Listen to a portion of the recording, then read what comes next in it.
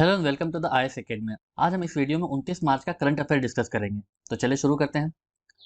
हमारी पहली news Shanghai corporation organisation को लेकर है, एससीओ। अब ये न्यूज़ में क्यों है? दरअसल सऊदी अरेबिया को recently Shanghai corporation organisation SCO का डायलॉग पार्टनर बना दिया गया है।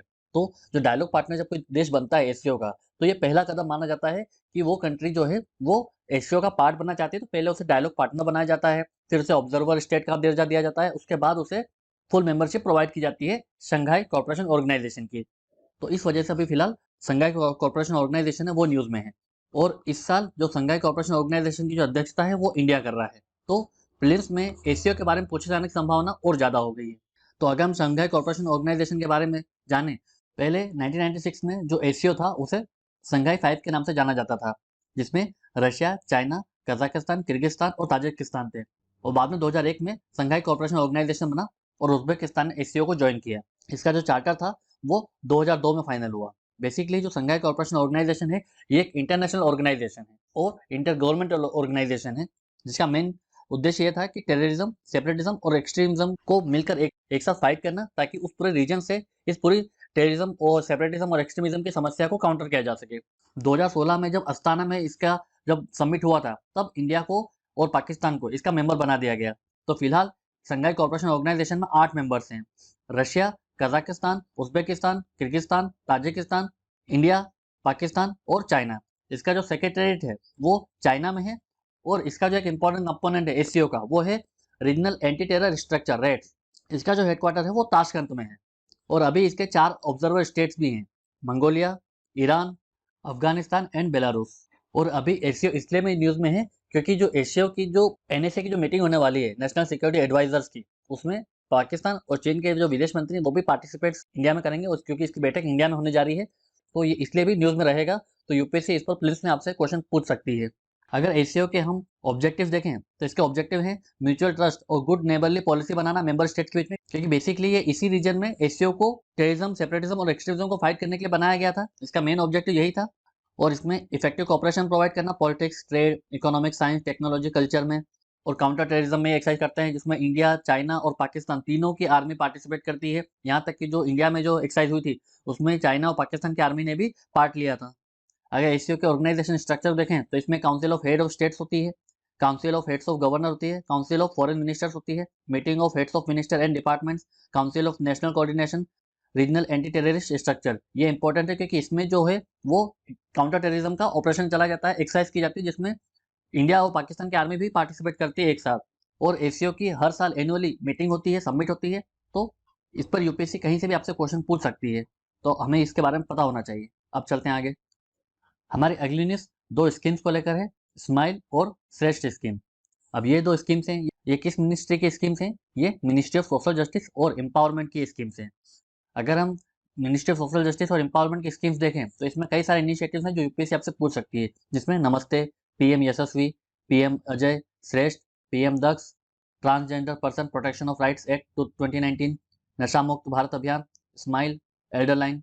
और कुछ पर्सन विद डिसेबिलिटीज के लिए स्कीम्स हैं, जैसे कि एडीआईपी स्कीम्स, राष्ट्रीय Vayoshri Yojana, Divya Kala Shakti programme, northern regional cultural event, composite regional centre. तो इनमें से कोई भी इस मिनिस्ट्री का इनिशिएटिव आपसे पूछा जा सकता है। तो हम यहाँ पर चर्चा करेंगे स्माइल और श्रेष्ठ को लेकर।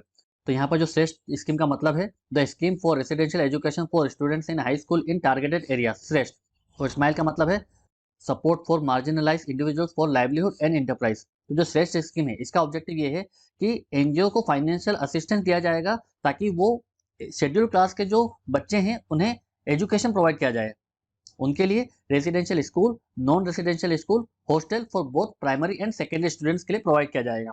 इसका एक मोड ये भी है, मोड 1, जिसमें जो मेरिटोरियस स्टूडेंट होंगे एससी कम्युनिटी के, उन्हें top class residential high school provide किया जाएगा। बट इसमें जो चयन होगा, इसमें जो सिलेक्शन होगा वो नेशनल टेस्टिंग एजेंसी एक एग्जाम के थ्रू करवाएगी। तो श्रेष्ठ स्कीम एक एजुकेशन स्कीम है जिसमें जो एससी के जो बच्चे हैं, एससी कम्युनिटी के जो बच्चे हैं, उन्हें रेसिडेंशियल और नॉन रेसिडेंशियल स्कूल प्रोवाइड किए जाएंगे। और जो स्माइल है, support for marginalise individual for livelihood enterprise, इसमें मार्जिनलाइज इंडिविजुअल्स को लाइवलीहुड और एंटरप्राइज के लिए सपोर्ट किया जाएगा, इंकरेज किया जाएगा। यहाँ पर हमें एक डिफरेंस ये याद रखना है कि ये जो स्माइल स्कीम है ये सिर्फ और सिर्फ शेड्यूल कास्ट के लोगों के लिए नहीं है। तो यूपीएससी आपको यहाँ पर फंसा सकती है कि क्या स्माइल भी शेड्यूल कास्ट के लोगों के लिए है, तो ऐसा नहीं है। ये जनरली जो मार्जिनलाइज इंडिविजुअल हैं वो किसी भी पर्सपेक्टिव में हो सकते हैं, उन्हें लाइवलीहुड और इंटरप्राइज का असिस्टेंस दिया जाएगा ताकि उनके लाइवलीहुड को सिक्योर किया जा सके। तो ऐसी स्कीम्स यूपीएससी आपसे पूछ सकती है। अब चलते हैं आगे। हमारी अगली news day light saving time को लेकर है। अब ये न्यूज़ में क्यों है, दरअसल जो लेबनान की गवर्नमेंट है उसने पहले ये डिक्लेयर किया था मार्च का जो आखिरी रविवार होगा तब हम लेबनान के टाइम जोन को 1 घंटा आगे कर देंगे। बट रिसेंटली उसने फिर से चेंज किया और बोला कि अप्रैल में ये करेंगे। तो थोड़ा कन्फ्यूजन की स्थिति बन गई थी क्योंकि उनके कुछ रिलीजियस डिफरेंसेस थे। तो यहाँ पर हमें डे लाइट सेविंग टाइम के बारे में पता होना चाहिए क्योंकि यूपीएससी इस पर आपसे क्वेश्चन पूछ सकती है। तो डे लाइट सेविंग टाइम क्या है, तो ये एक ऐसी प्रैक्टिस है जिसमें जो क्लॉक है उसको आप 1 घंटा आगे कर देते हो ताकि जो समर के दौरान जो हमारे जो डे लाइट होती है उसको हम ज़्यादा से ज़्यादा यूज़ कर सकें और जो हम आर्टिफिशियल लाइट्स हैं उसका कम से कम कंजम्पशन करें। क्योंकि आपको पता है कि इक्विनॉक्स के बाद में जो सन होता है वो इक्वेटर पे होता है और धीरे धीरे नॉर्दर्न हेमिस्फीयर में वो ट्रॉपिक ऑफ कैंसर की ओर जाता है। इस ड्यूरेशन में नॉर्दर्न हेमिस्फीयर में ज़्यादा लाइट देखने को मिलती है और जल्दी सनराइज देखने को मिलता है, जिससे कि जो डे लाइट का टाइम है वो बढ़ जाता है क्योंकि जो डे की जो लेंथ होती है वो बढ़ जाती है। तो टारगेट ये किया जाता है कि जो नेचुरल डे लाइट है उसका ज़्यादा से ज़्यादा यूज़ किया जा सके। अगर हम विंटर में देखें तो जनरली जो ऑफिस गोइंग टाइम होता है वो 9 बजे होता है, 10 बजे होता है। बट यही समर में देखा जाए तो 8 बजे भी आपको अच्छी खासी डे लाइट देखने को मिल जाती है, तो वो काम 1 घंटे पहले भी शुरू किया जा सकता है। तो इससे जो ह्यूमन प्रोडक्टिविटी है और ज़्यादा बढ़ाई जा सकती है। और जो सनसेट का जो टाइम होता है तो उसके बाद हमें आर्टिफिशियल लाइट्स ऑन करनी पड़ती है। तो अगर हम हमारे टाइमिंग को अगर हम यहाँ पर हमारी घड़ी को 1 घंटा आगे करते हैं तो हम ज़्यादा से ज़्यादा डे लाइट में काम कर पाएंगे और कम से कम हम आर्टिफिशियल लाइट्स में काम करेंगे। हालांकि इंडिया जो है वो डे लाइट सेविंग टाइम का यूज़ नहीं करता क्योंकि इंडिया इक्वेटर के पास में होता है, तो यहाँ पर ज़्यादा वेरिएशन देखने को नहीं मिलती है। जनरली ये यूरोप के देशों के द्वारा फॉलो किया जाता है क्योंकि वो मेडिटेरेनियन क्षेत्र में आते हैं।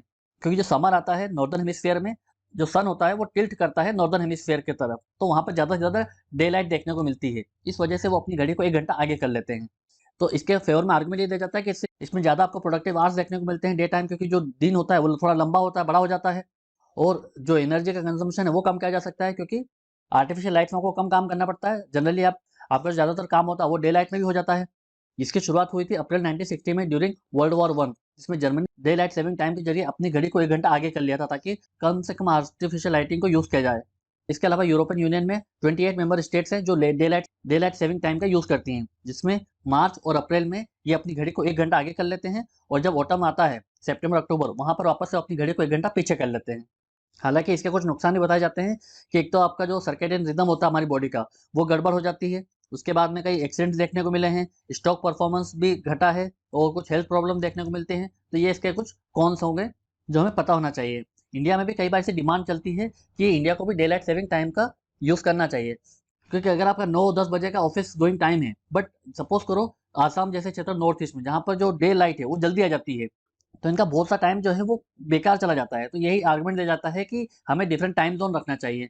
बट हालाँकि इंडिया ने इस आइडिया को फिलहाल के लिए एक्सेप्ट नहीं किया है क्योंकि इससे बहुत ज़्यादा कॉम्प्लेक्सिटी आ सकती है। तो यूपीएससी आपसे डे लाइट सेविंग टाइम के बारे में पूछ सकती है। अब चलते हैं आगे। हमारी अगली न्यूज़ हीट इंडेक्स को लेकर है। अब ये हीट इंडेक्स क्या है? तो जो इंडिया मेट्रोलॉजिकल डिपार्टमेंट आईएमडी वो एक हीट इंडेक्स बनाने जा रहा है, जिसके ज़रिए जब हीट वेव्स आएगी तो आपको हीट इंडेक्स के ज़रिए अलर्ट किया जाएगा। तो इस वजह से ये न्यूज़ में है। तो अब हमें प्रीलिम्स के पर्सपेक्टिव से ये जानना है कि हीट इंडेक्स क्या है? तो हीट इंडेक्स एक वार्निंग सिस्टम होगा जो फिलहाल के लिए दिल्ली में इंस्टॉल किया जाएगा और धीरे-धीरे अक्रॉस द कंट्री जो मेजर स्टेशंस हैं वहाँ पर आपको हीट इंडेक्स देखने को मिलेंगे। क्योंकि रिसेंटली आईएमडी ने एक सर्वे किया था, उसमें ये रिवील किया था कि अगर हाई टेम्परेचर के साथ में रिलेटिव ह्यूमिडिटी भी हायर हो, तो उस केसेस में जो स्ट्रेस होता है, फिजियोलॉजिकल जो स्ट्रेस होता है, वो ज़्यादा होता है। मतलब हाई टेम्परेचर से ज़्यादा खतरनाक होता है जब टेम्परेचर के साथ में ह्यूमिडिटी भी ज़्यादा होती है, उस केसेस में ह्यूमन बॉडी को ज़्यादा नुकसान होता है। तो अब जो हीट इंडेक्स बनाया जाएगा, वो इस बात को ध्यान में रखा जाएगा कि टेम्परेचर ज़्यादा है, साथ-साथ ह्यूमिडिटी लेवल कितना है उस पर्टिकुलर प्लेस का। उसके बाद में एक्यूरेट मेजर बताया जाएगा कि जो बढ़ा हुआ टेम्परेचर वो कितना आपको नुकसान पहुँचा सकता है, वो कैसा आपको फ़ील करा सकता है। तो जहाँ-जहाँ भी टेम्परेचर हाई होगा और वहाँ पर अगर रिलेटिव ह्यूमिडिटी भी हाई होगी, इसका मतलब खतरा है, आपको बाहर नहीं निकलना चाहिए या फिर अपनी हेल्थ का ध्यान में रखना चाहिए। अमेरिका में देखा तो हीट इंडेक्स जो है वो कलर कोडेड स्कीम के जरिए वार्निंग प्रोवाइड की जाती है। तो सेम सिस्टम हम भी इंडिया में लाना चाहते हैं, जिसमें आपको एक हीट इंडेक्स में जो कलर कोडेड वार्निंग सिस्टम आपको प्रोवाइड करेंगे, रेड अलर्ट, ऑरेंज अलर्ट। तो जब आपका टेम्परेचर ज़्यादा होगा और अगर आपकी ह्यूमिडिटी भी ज़्यादा होगी, उस केसेस में आप देख पा रहे हो कि ये जो एरिया है ये रेड अलर्ट हो जाएगा। यहाँ पर देखिए कि अगर टेम्परेचर थोड़ा कम है, बट यहाँ पर ह्यूमिडिटी कितनी ज़्यादा है, इस केसेस में जो रेड अलर्ट है वो यहीं पे डिक्लेयर कर दिया जाएगा, भले टेम्परेचर कम हो। बट यहाँ पे अगर टेम्परेचर ज़्यादा हो ऊपर ह्यूमिडिटी कम है, तो यहाँ पर आपको ज़्यादा नुकसान नहीं होगा। तो कहने का मतलब यही है कि एक कोरिलेशन देखा जा रहा है कि जब एयर टेम्परेचर राइज होता है और रिलेटिव ह्यूमिडिटी जब राइज होती है, तब जो फिजियोलॉजिकल जो स्ट्रेस होता है बॉडी के लिए वो ज़्यादा खतरनाक होता है। तो जो हीट वार्निंग होगी वो अब ह्यूमिडिटी लेवल और टेम्परेचर को ध्यान में रखते हुए जारी किए जाएंगे। हीट वेव क्या होती है? हीट वेव बेसिकली एक पीरियड होता है हाई टेम्परेचर्स का, जिसमें होता क्या है कि मई जून जब समर आता है तब एक हीट वेव हमारे इंडिया में देखा जाता है। जनरली जुलाई तक भी इसे देखा जा सकता है। हीट वेव तब कंसिडर किया जाता है जब पर्टिकुलर प्लेस पे जो मैक्सिमम टेम्परेचर है वो 40 डिग्री सेंटीग्रेड हो प्लेन्स के लिए और 30 डिग्री सेंटीग्रेड हो हिली रीजन के लिए, तब हम हीट वेव्स मानते हैं उस पर्टिकुलर टेम्परेचर को। क्योंकि अब ये न्यूज में था हीट इंडेक्स, तो यूपीएससी आपसे पूछ सकती है कि हीट इंडेक्स बेसिकली है क्या। तो ये हीट इंडेक्स जो है वो हाई टेम्परेचर और रिलेटिव ह्यूमिडिटी को ध्यान में रखते हुए एक इंडेक्स जारी किया जाएगा। अभी फिलहाल दिल्ली से शुरुआत की जा रही है और आगे आगे धीरे धीरे ये दूसरे स्टेट्स में भी हीट इंडेक्स जारी किए जाएंगे। अब चलते हैं आगे। अब एक प्रीवियस ईयर क्वेश्चन देख लेते हैं जो यूपीएससी ने 2018 के प्रीलिम्स से पूछा था। Consider the following statements. पहला स्टेटमेंट है Aadhaar card can be used as a proof of citizenship और डोमिसाइल। तो ये स्टेटमेंट गलत है।